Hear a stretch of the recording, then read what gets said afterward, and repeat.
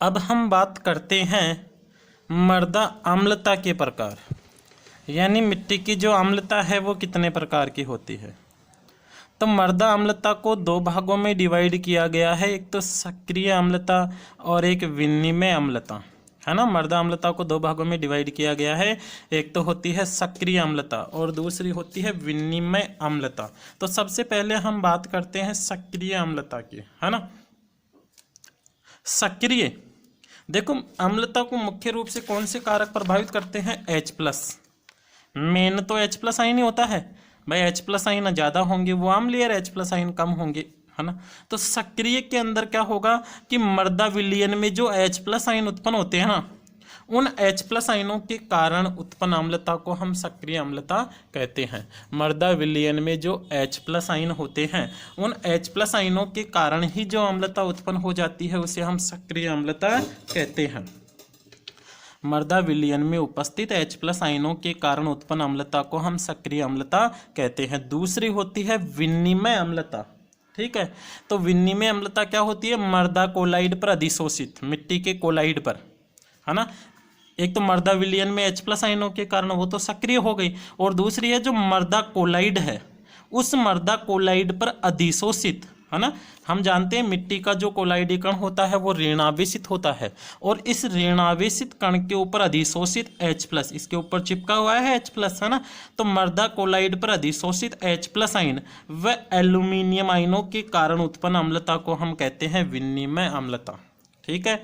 एक तो है मृदा विलयन में समझना, मृदा विलयन में उपस्थित H+ आयनों के कारण जो अम्लता उत्पन्न होगी उसे तो हम सक्रिय अम्लता कहते हैं। जबकि मृदा कोलाइड पर, यानी मिट्टी के जो कोलाइड है, चाहे मोंटमोरिलोनाइट हो, चाहे इलाइट हो, चाहे केओलिनाइट हो, ये कोलाइड, मृदा कोलाइड के प्रकार पढ़ेंगे, वहां पर हमें पढ़ने को मिलेगा। तो मृदा कोलाइड पर अधिशोषित H+ आयन और एल्यूमिनियम आयनों के कारण, इसके ऊपर जो चिपके हुए H+ आयन और एल्यूमिनियम आयन है ना, इनके कारण जो अम्लता उत्पन्न होती है उसे हम विनिमय अम्लता कहते हैं। तो बता सकते हैं मृदा अम्लता दो प्रकार की होती है, एक तो सक्रिय अम्लता होती है और एक विनिमय अम्लता होती है। सक्रिय अम्लता तो मृदा विलयन में उपस्थित H+ आयनों के कारण उत्पन्न होती है, जबकि विनिमय अम्लता है मृदा कोलाइड पर अधिशोषित H+ आयन तथा एल्यूमिनियम आयनों के कारण उत्पन्न होती है। अब हम बात करते हैं, देखो सबसे पहले तो हमने अम्लीय मृदा किसे कहते हैं, अम्लता के प्रकार पढ़े। अब हम पढ़ेंगे अम्लीय मृदा बनने के कारण, यानी कौन कौन से ऐसे इफेक्ट हैं, कौन कौन से ऐसे कारक हैं जिनसे मृदा अम्लीय बनती है ना। अम्लीय मृदा बनने के कारणों के बारे में हम अब चर्चा करने वाले हैं। तो सबसे पहले पढ़ते हैं पैतृक पदार्थ की प्रकृति। पैतृक पदार्थ, हम जानते हैं कि जो मिट्टी होती है उसके लिए पैतृक पदार्थ चट्टानें होती है। भाई मिट्टी का निर्माण होता है वो चट्टानों से ही होता है ना। मिट्टी का निर्माण किनसे होता है? चट्टानों से, ठीक है। यानी चट्टानें ही पैतृक पदार्थ होती है ना। तो यदि चट्टान के अंदर सिलिका की मात्रा, सिलिका SiO2, यदि चट्टान में सिलिका की प्रकृति होती है अम्लीय, सिलिका की प्रकृति कैसी होती है? अम्लीय। तो अगर चट्टान में सिलिका की मात्रा ज़्यादा होती है तो बनने वाली मिट्टी कैसी होगी? अम्लीय होगी। आप इतना सा सिंपल सा याद रखना कि सिलिका होती है उसकी प्रकृति अम्लीय होती है, और चट्टान में यदि सिलिका की मात्रा ज़्यादा होती है तो वह उस चट्टान से बनने वाली मिट्टी कैसी होगी? अम्लीय। थोड़ा और एक्स्ट्रा इसमें याद रखना है कि यदि चट्टानों में सिलिका की मात्रा अधिक होती है तो ऐसी चट्टानों से ऐसी चट्टानों को अम्लीय चट्टान कहते हैं।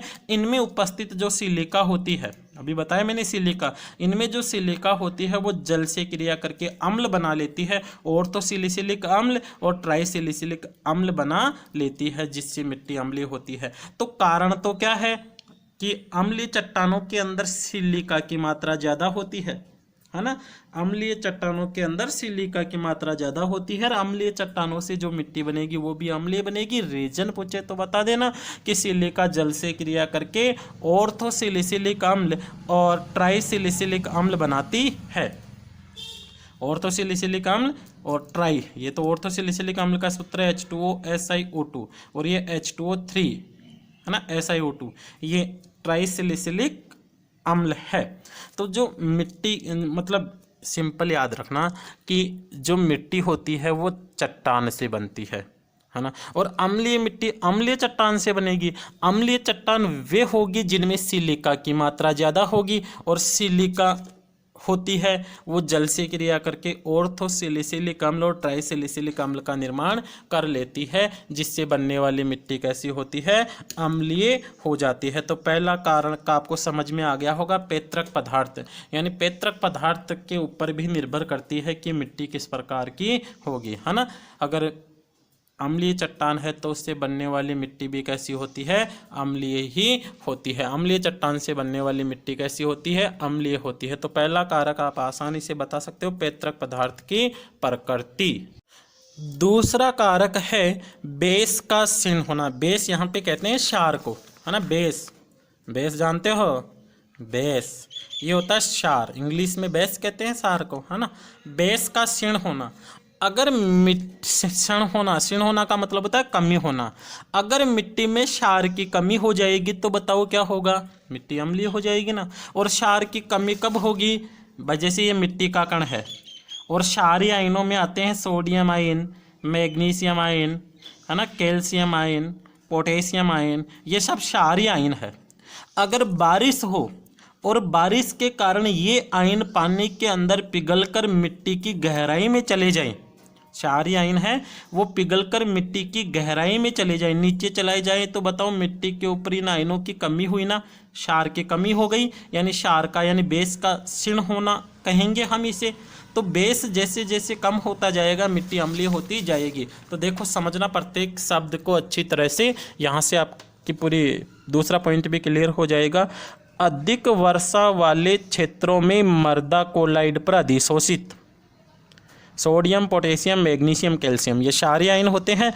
तो अधिक वर्षा वाले क्षेत्रों में मृदा कोलाइड पर अधिशोषित सोडियम, पोटेशियम, मैग्नीशियम, कैल्शियम जल में घुलकर मृदा के नीचे के संस्तरों में यानी मिट्टी की गहराई में चले जाते हैं, जिससे ऊपरी मृदा अधिक अम्लीय हो जाती है। इसके बारे में हम बता सकते।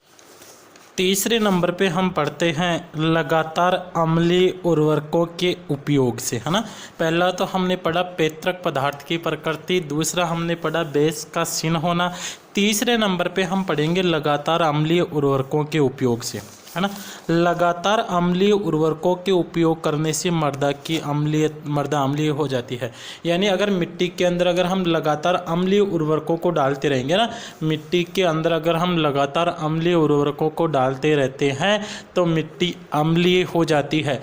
अम्लीय उर्वरकों के अंदर हमें पता है अमोनियम सल्फेट, NH4 का whole twice SO4, ammonium sulphate है, अमोनियम नाइट्रेट है, यूरिया है, ये सब कैसे हैं, अम्लीय उर्वरक हैं। और इन अम्लीय उर्वरकों का अगर हम उपयोग करते रहते हैं तो मिट्टी अम्लीय होती है। कैसे होती है याद रखना। देखो जैसे कले के ऊपर कैल्शियम होता है ना, ये जैसे कले है, मिट्टी का कण है CaLa कले, इसके ऊपर कैल्शियम होगा, कैल्शियम प्रधान मृदाएं श्रेष्ठ मृदाएं होती है।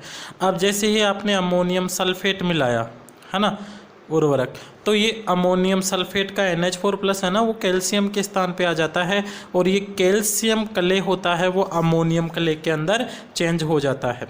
ठीक है, ऐसे ही अमोनियम नाइट्रेट को हम मिलाएंगे तो जो अमोनियम आयन होता है वो कैल्शियम के स्थान पर आ जाता है। यूरिया भी एक अम्लीय उर्वरक होता है, क्योंकि यूरिया पानी के दिनों में दिया जाता है, बारिश की उपस्थिति में, जल की उपस्थिति में दिया जाता है। और यूरिया जल से क्रिया करके अमोनियम कार्बोनेट, जो अमोनियम कार्बोनेट है वो अमोनिया का निर्माण कर लेता है। अमोनिया जल से क्रिया करके अमोनियम हाइड्रोक्साइड NH4+, और NH4+ हम जानते हैं नाइट्रीकरण की क्रिया द्वारा नाइट्रेट में बदलता है, तो उस क्रिया के अंदर नवजात हाइड्रोजन मुक्त होते हैं। नाइट्रीकरण की क्रिया हम दूसरे लेसन में अच्छी तरह से पढ़ेंगे, तो इस नाइट्रीकरण की क्रिया को हम देखेंगे तो वहाँ पर हमें पता चलेगा कि जो यूरिया होता है उसके द्वारा H+, ये जो H+ दिख रहे हैं ना, ये H+ यूरिया के द्वारा मुक्त किए जाते हैं, और इन्हीं H+ के कारण ये उर्वरक है वो मिट्टी को अम्लीय बनाता है। फोर्थ नंबर पे हम देखते हैं कार्बनिक पदार्थों से। ठीक है। कार्बनिक पदार्थों के विच्छेदन से, कोई भी कार्बनिक पदार्थ होता है, अगर कार्बनिक पदार्थ, जैसे ये कार्बनिक पदार्थ है, कार्बनिक पदार्थ का विच्छेदन होता है तो CO2 बनती है। सिंपल सा याद रखो, जैसे कोई भी वस्तु है, जैसे कोई जीव मर गया या पेड़ पौधों के अवशेष है, वो खेत के अंदर पड़े हैं और पड़े पड़े उनका विच्छेदन होगा, नष्ट होंगे तो उस क्रिया में CO2 मुक्त होगी और ये CO2 होती है पानी से क्रिया करके H2CO3 कार्बोनिक अम्ल का निर्माण कर लेती है। और कार्बोनिक अम्ल होता है, उसकी प्रकृति अम्लीय होती ही है। तो आसानी से हम बता सकते हैं कि किस प्रकार से जो कार्बनिक पदार्थ होते हैं उनके विच्छेदन से, यानी कार्बनिक पदार्थों के विच्छेदन से भी मिट्टी अम्लीय होती है। भाई कार्बोनिक अम्ल बन गया ये, और ये कार्बोनिक अम्ल होता है, ये कार्बोनेट और H+ में टूट जाता है और ये H+ जो कले के कैल्शियम होते हैं उनको हटाता रहता है। तो हम इस प्रकार से आसानी से बता सकते हैं कि कार्बनिक पदार्थों के विच्छेदन से भी मृदा अम्लीय होती है। फिर हम बात करते हैं सूक्ष्म जैविक क्रिया, है ना। सूक्ष्म जीव कार्बनिक पदार्थों के विच्छेदन तथा नाइट्रीकरण की क्रिया के लिए उत्तरदायी होते हैं। जो अभी हमने ऊपर पढ़ा था ना, यूरिया, ठीक है, तो इस यूरिया में हम देख सकते हैं नाइट्रोसोमोनास है, नाइट्रोबैक्टर है, ये सूक्ष्म जीव है। और ये सूक्ष्म जीव कार्बनिक पदार्थों का, यहाँ पे भी हम देखेंगे जो कार्बनिक पदार्थ है उनका विच्छेदन भी सूक्ष्म जीवों की उपस्थिति में ही होता है। तो सूक्ष्म जीवों की उपस्थिति में इनका विच्छेदन होगा, ठीक है। और सूक्ष्म जीवों की उपस्थिति में ही नाइट्रीकरण की क्रिया होती है और इस नाइट्रीकरण की क्रिया के द्वारा भी मिट्टी अम्लीय होती है। अब ये तो बात हो गई मिट्टी अम्लीय क्यों होती है। सिंपल सा याद रखो कि 5 कारण हमें दे दिए हैं मिट्टी अम्लीय होने के। एक तो पैतृक पदार्थ दे दिया है, एक बेस का क्षीण दे दिया है, एक लगातार अम्लीय उर्वरकों का उपयोग दे दिया है, एक कार्बनिक पदार्थों का विच्छेदन दे दिया है और एक सूक्ष्म जीवों की क्रिया। इन 5 कारणों से मृदा होती है वो अम्लीय होती है। अब हम बात करते हैं पौधों पर मृदा अम्लता का प्रभाव, यानी पौधों के ऊपर जो मृदा की अम्लता है उसका क्या प्रभाव पड़ता है। पौधों के ऊपर मृदा अम्लता का प्रभाव, तो देखो मृदा अम्लता को 2 भागों में बांटा गया है। मृदा की अम्लता को 2 भागों में बांटा गया है। मृदा की अम्लता को कितने भागों में बांटा गया है? 2 भागों के अंदर बांटा गया है। एक तो प्रत्यक्ष, सिंपल सा है, पौधों की जड़ों के उत्तकों पर H+ आयनों का विषैला। प्रत्यक्ष यानी H अम्लीय है तो H+ आयन होंगे, उन H+ आयनों का पेड़ पौधों की जड़ों पर प्रत्यक्ष प्रभाव होगा। और पादप झिल्लियों द्वारा जो धन आयन यानी जो पोषक तत्व होते हैं ना, जैसे K+ है ना, पोषक तत्व K+ है, कैल्शियम है, ये पादप झिल्ली के द्वारा पादप की जड़ के अंदर नहीं पहुंच पाते हैं, है ना। अम्ल क्षार का संतुलन भी बिगड़ जाता है और पौधों में पाए जाने वाले एंजाइमों को मृदा की अम्लता प्रभावित करती है। हम जानते हैं एंजाइम के लिए एक विशेष प्रकार का pH होना चाहिए, विशेष प्रकार की अम्लीयता होनी चाहिए, और ऐसी अम्लीयता नहीं होने के कारण पौधों के ऊपर इनका भी विषैला प्रभाव पड़ता है। अप्रत्यक्ष प्रभाव में अधिक पोषक तत्वों की प्राप्यता, यानी हम जानते हैं pH का मान जब लगभग 7 होता है, pH का मान जब लगभग 7 होता है ना, pH का मान 7 होता है तो पोषक तत्वों की प्राप्यता ज़्यादा होती है। यानी पेड़ पौधों को पोषक तत्व pH मान 7 होने पर, मतलब लगभग उदासीन के आसपास होता है ना, तो पेड़ पौधों को पोषक तत्वों की प्राप्यता अधिक होती है। लेकिन जब मिट्टी अम्लीय हो जाएगी तो pH का मान 7 से बहुत कम हो जाएगा, कम होता जाएगा, और कम होता जाएगा तो पोषक तत्वों की प्राप्यता कम हो जाएगी। और जब पेड़ पौधों को पोषक तत्व ही नहीं मिलेंगे, जब पेड़ पौधों को पोषक तत्व ही नहीं मिलेंगे, है ना, जब पेड़ पौधों को पोषक तत्व ही नहीं मिलेंगे तो कैसे वृद्धि करेंगे पेड़ पौधे? नहीं कर सकते हैं ना। तो हम बता सकते हैं अधिक पोषक तत्वों की अधिकतम कर लेना, अधिकतम पोषक तत्वों की प्राप्यता कम हो जाती है। फिर बात करें हम अधिक मृदा अम्लता के कारण पौधों में मैग्नीज, एल्यूमिनियम, आयरन। अब ये मोस्ट क्वेश्चन बनता है कि अम्लीय मृदा में कौन से पोषक तत्वों की प्राप्यता अधिक होती है? ज़्यादातर की तो कम होती है, लेकिन अम्लीय मिट्टी के अंदर कौन से पोषक तत्वों की प्राप्यता ज़्यादा होती है? तो आपको याद रखना मैग्नीज है, एल्यूमिनियम है, आयरन है। मैग्नीज, एल्यूमिनियम, आयरन, इनकी प्राप्यता ज़्यादा हो जाती है। अम्लीय मिट्टी के अंदर मैग्नीज, एल्यूमिनियम, आयरन की प्राप्यता ज़्यादा हो जाती है। अब इनकी प्राप्यता ज़्यादा हो गई तो फिर पोषक तत्वों की अधिकता का भी तो विषैला प्रभाव पड़ता है। तो इनकी प्राप्यता ज़्यादा होने के कारण पेड़ पौधों की वृद्धि के ऊपर इनका विषैला प्रभाव पड़ता है। सूक्ष्म जीवों की सक्रियता कम हो जाती है, क्योंकि पीएच का मान जब 7 होता है तो ही सूक्ष्म जीवों की सक्रियता अधिक होती है। तो जब पीएच का मान ज़्यादा हो जाएगा या कम हो जाएगा, जब पीएच का मान कम हो जाएगा तो सूक्ष्म जीवों की सक्रियता भी कम हो जाती है। अम्लीय अधिक मृदा अम्लता के कारण कैल्शियम व पोटेशियम कम हो जाता है, क्योंकि कैल्शियम और पोटेशियम की प्राप्यता अम्लीय मिट्टी में कम होती है। एक लाइन और याद रखना, अम्लीय मृदाओं को सुधार। अम्लीय मृदाओं को हम चूना मिलाकर सुधारते हैं। अम्लीय मृदाओं को किसके द्वारा सुधारा जाता है? चूना, क्योंकि चूने की प्रकृति कैसी होती है? क्षारीय। अब चूना कितने प्रकार का हो गया देखो, कैल्शियम कार्बोनेट है, बुझा हुआ चूना है, बिना बुझा हुआ चूना है, डोलोमाइट है, ये सब चूने के प्रकार हैं। चूने में कैल्शियम होता है, कैल्शियम अगर आ जाएगा मिट्टी में तो मिट्टी सुधर जाएगी, है ना। अब अम्लीय मिट्टी को अम्लीय मृदा में चूना मिलाने पर क्या होगा? अम्लीय मृदा में चूना मिलाने पर जो H+ आयन होते हैं कले के ऊपर, सिंपल सा लिखना, अम्लीय मृदा में अगर हम चूना मिलाते हैं तो चूने के अंदर जो कैल्शियम होते हैं, कैल्शियम, वो कैल्शियम इस H+ आयनों को प्रतिस्थापित कर देते हैं। H+ आयनों को प्रतिस्थापित करने पर H+ आयनों को प्रतिस्थापित करने पर मृदा की अम्लीयता कम हो जाएगी। भाई जब मिट्टी के ऊपर H+ आयन है और इन H+ आयनों के स्थान पर कैल्शियम आयन आ जाएंगे, H+ आयनों के स्थान पर कैल्शियम आयन आ जाएंगे, कैल्शियम आ गया है तो अब मिट्टी की अम्लीयता तो खत्म हो गई ना। तो अम्लीय मिट्टी, है ना, अम्लीय मिट्टी को चूना मिलाकर हम, चूना का नाम याद रखो, इतना ही पूछा जाएगा कि चूना मिलाकर हम अम्लीय मिट्टी को दूर कर सकते हैं। अब चूना मिला दिया है तो क्या प्रभाव पड़ेगा बताओ? चूने का मृदा पर क्या प्रभाव पड़ेगा? तो चूना डालने पर भारी मिट्टी, यानी मिट्टी अच्छी होगी ना भाई, अम्लीय मिट्टी में सुधार होगा तो चूना मिलाने पर भारी मिट्टी का संगठन अच्छा हो जाता है, जल का अवशोषण की दर बढ़ती है, पौधों की वृद्धि अच्छी होती है, H+ आयनों की सांद्रता कम होती है। भाई अम्लीयता को दूर करेंगे तो H+ आयनों की सांद्रता को बढ़ाना पड़ेगा, pH बढ़ता है, Fe एल्यूमिनियम मैग्नीज की विलेयता कम हो जाने के कारण इनकी प्राप्यता कम हो जाती है। भाई चूना मिला दिया है, अम्लीयता को दूर कर दिया है, तो जिनकी प्राप्यता ज़्यादा थी उनकी कम हो जाएगी, जिनकी कम थी उनकी ज़्यादा हो जाएगी।